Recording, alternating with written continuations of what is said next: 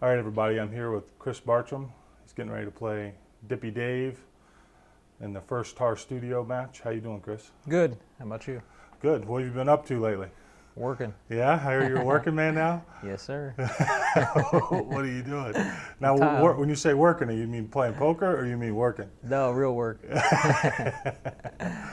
Like, what are you doing? Tile and carpet. Yeah? Yeah. Out in Columbus? Well, actually, we go all over. How'd you find your way into that? Barry. Yeah? Now, this is your first time here in the Tar Studio. What do you think of it? Yeah, it's nice. Real nice. Like, perfect conditions. Good. Now, this game you got coming up on Tuesday with Dave, it's a lot of weight. Yeah. You've played this game before with him? We've played before. It's gone back and forth in this particular game itself. He's won, I've won. But he's got me loser overall. Really? Yeah. How's it went before? I mean, where's the turning point been? Has it been the break? Has he been playing a lot of combinations? Well, I was giving him the 4 or 5 at one time, every other game. It went back and forth. Then we adjusted to just the 5, and I won like that. Then we went to the 5 with the magic rack, and he won. Okay. So the magic rack was a 9-ball, and that's no good. So how are you playing this time? I rack, and in any order, too. Before, I had to rack in a random order. So this time I get to rack them where I want to rack them. Okay. So you're looking. So obviously you think those changes are going to make the difference. For sure. Now you've been working. You haven't been playing much. Are you able to come back without a lot of like ring rust and just jump right back pretty in? much for the last year and a half or so, I haven't played. You know, I haven't been an everyday player, so no big deal. Just practice to get ready. Okay. Now there's been some questions, and some people notice your equipment. Could you tell us a little bit about your cue? And it's kind of different than a lot of other players. Yeah, Richard Neighbors made it. He's from Cincinnati, Ohio. Dick Neighbors. The butt is 2 inches longer than a standard, and the shaft's just regular size, so I can reach balls, but yet it doesn't deflect like flimsy, like when you do an inch and an inch on the shaft, and I don't like the way that hits. So it hits just like a regular cue, but yet I can reach balls better. Okay. Now, is it true that you actually had him wrap over inlays? Yeah, yeah. I was playing Alex Pagaline right after I got the cue, and I was holding on the back where the wrap ends, and you know where the lacquer would be, I guess you call it. My hand would be half on each, so I went ahead and just took the wrap all the way back. Was he upset about having to wrap over his No, Dickie wasn't. No, he's gonna figure out a way to make me a new cue where the inlays are more up. You know, and then I'm just still going to have the wrap all the way back. So he's going to do something different. That's cool. Yeah. Now, do you play with a Predator shaft? Yeah, or? Predator shaft. Okay, the regular 314? Yeah. Are you guys using jump cues in this match? Yeah. You are? Yep, Okay. jump cues. No 3-foul, but jump cues. No 3-foul? He don't play 3-foul. Dippy rule? Yeah, Dippy rule, but they're on all Dippy rules this time. He's got me stuck about 50,000, so it's not all Dippy rules. Okay, so we got some smooth criminal rules. Exactly. Right on. So, what's your opinion on Dippy? Some people, I mean, it's obvious you guys are friends from way back. Could you kind of tell a story about how you guys know each other? Just from seeing him in Cleveland, and also he used to come to Columbus where I play at, Corn-Fed Reds, where I used to play at anyways. And he just used to come through and hustle people, and he never was a good player, but you know, he knew how to hustle. Mm-hmm. Yeah, that was the best thing he did. Now he still thinks he hustles, but most of the time he hustles himself. There's been some talk on the forums and things about whether Dippy's good for pool or not good for pool, and to me, I mean, he's you know, making things happen and putting money in the game. I mean, so I don't know the tournament scene because I don't really care about it, but as far as gambling goes, he's great for pool. I mean, look at all these big sets that wouldn't be taking place if he wasn't around gambling. I mean, he's not losing every time, but yet, you know, he's the one putting money around, you know, making these sets happen. I've noticed that before last May, a $10,000 set was a pretty good set. Yeah. You know, and you'd hear about it a lot of times. But I mean, Dippy's just one of the few people, he'll take a gamble and bet that kind of money. He don't have to have the lock, you know. He'll take a game that on paper it looks like it's 50-50 and he'll play. You know, where most people, to bet that kind of money, they want to feel like it's 80-20 in their favor. Yeah. You know, so that's the big difference with him. Do you think that scares some people off, that they think that because he'll take the game, that it's a hustle? Yeah, a lot of people still think he's hustling, but I don't think he would lose about 500,000 or 600,000 when he can win about 100 back. And you know, I don't think he's hustling to do that. You know, so. So as long as we got you here, have you been? I mean, you're on AZ Billiards, and you've kind of embraced the internet aspect somewhat. Yeah.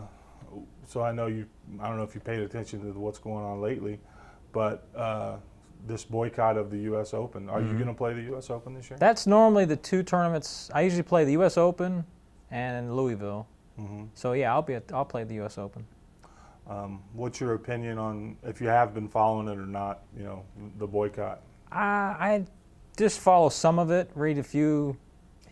I've read parts of the thread, but I don't know. I guess he's paid everybody. Just, you know, it's taken a little bit of time, so I'll still play. Yeah. Actually, Danny Basovich is coming out here Monday. He's going to be doing some commentary and things.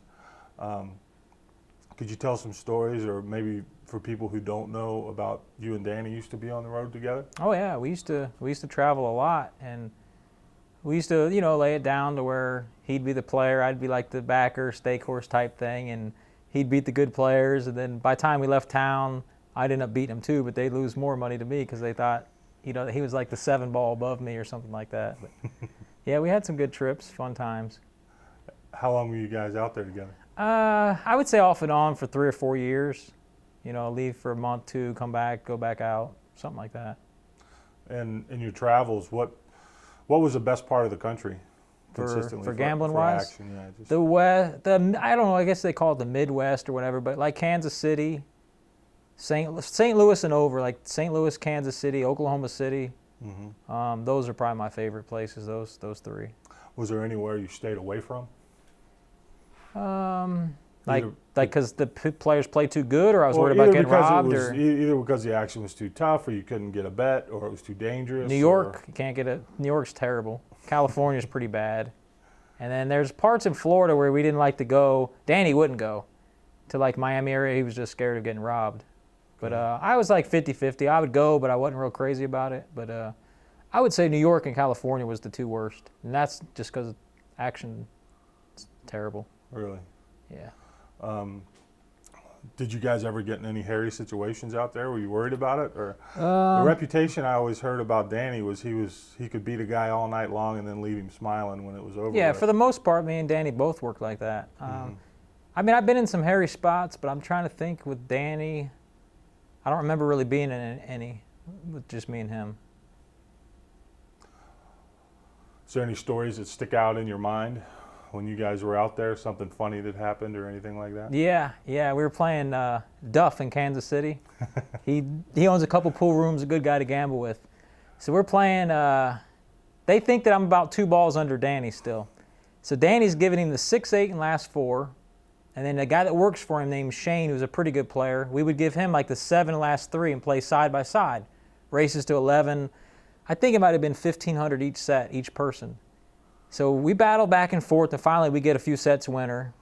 And Duff's like, I'm done with this. You know, the game's over. I'll take the 6-8, last 4 in the breaks from either one of you. And Danny talks me into giving it to him instead of him, which, you know, everybody thought that he was about the 7 ball above me. And I ended up beating Duff out of, I think, 30 games at 300 a game with the 6-8, last 4 in the breaks.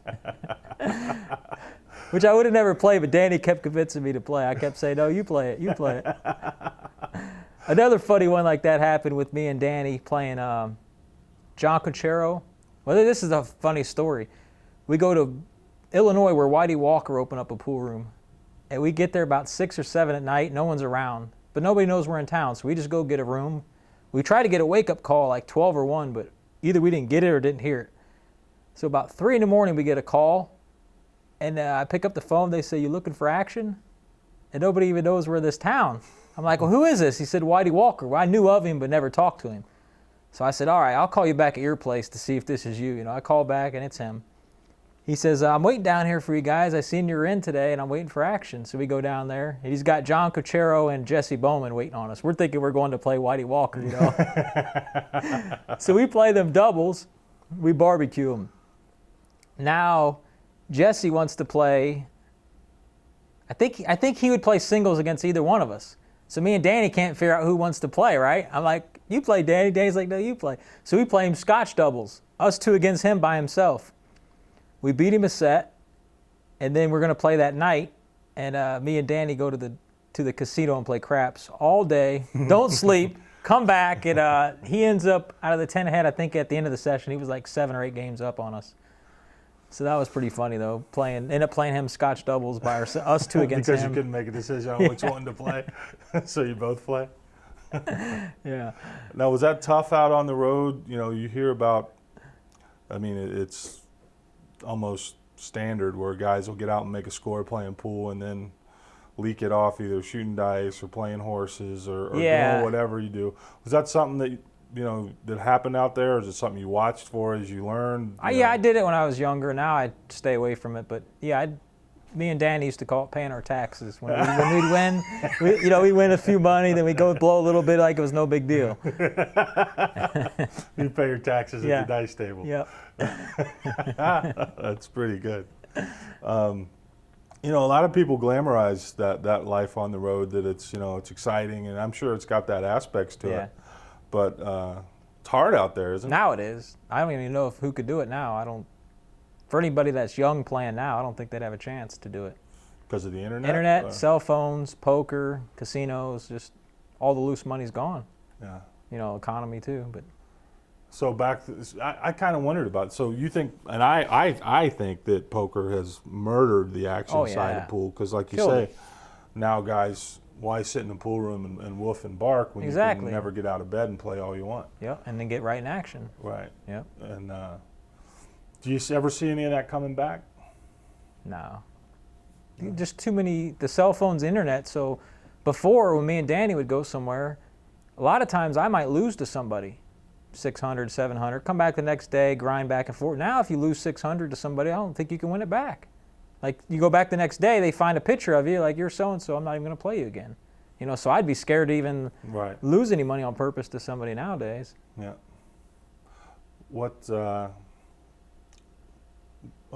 Viffer's a poker player, and he comes from that world.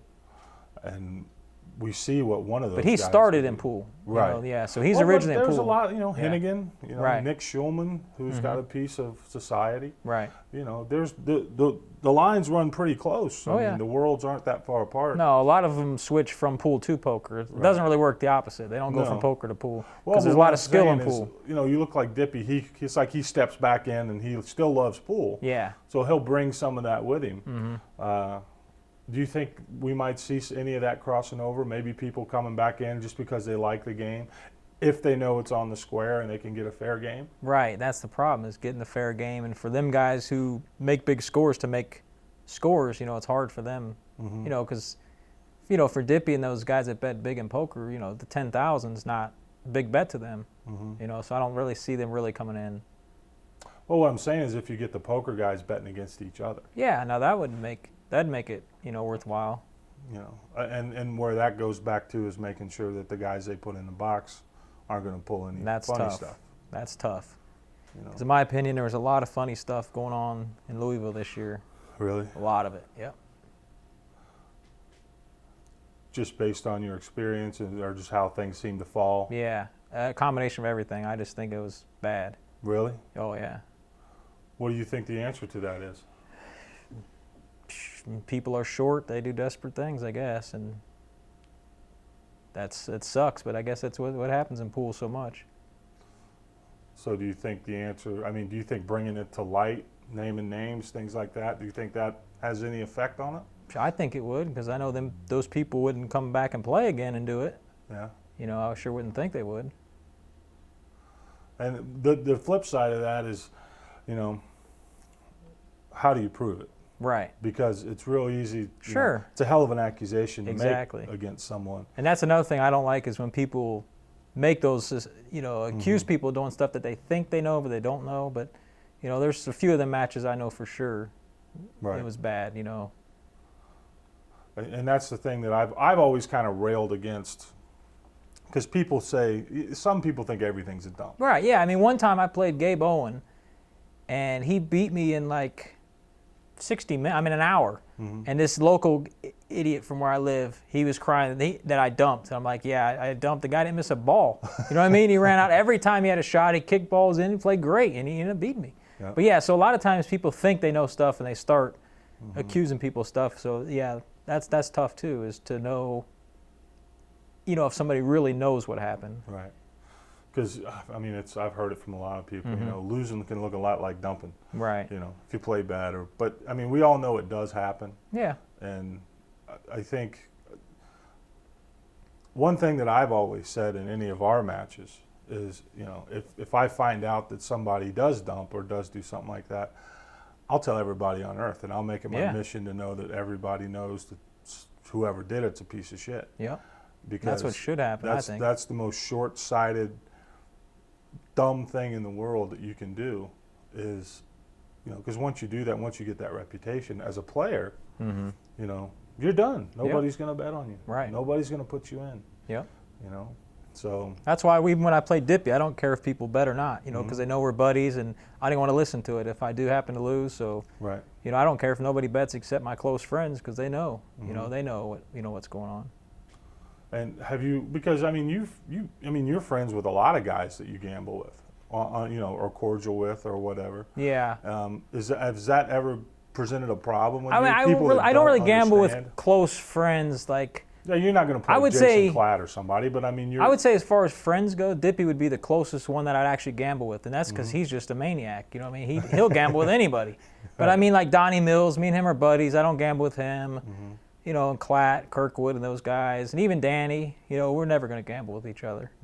So for the most part, I don't really gamble with friends. I'll gamble with acquaintances and people I know and like, you know, but as far as actual friends, I really don't gamble with. I'd say Dippy would be one of the only one that I consider would be a friend that I gamble with. So what do you see right now as the future of pool? I mean, it's obvious. It seems like tournaments aren't. Yeah, I'd be honest with you. I don't know. I'm kind of going the other way, doing other things myself. You know, because I liked going on the road and gambling, and you know, not really tournament scene. The tournaments, it's like if you add up the money that was spent to go there. You know, say the tournament payouts $60,000 total.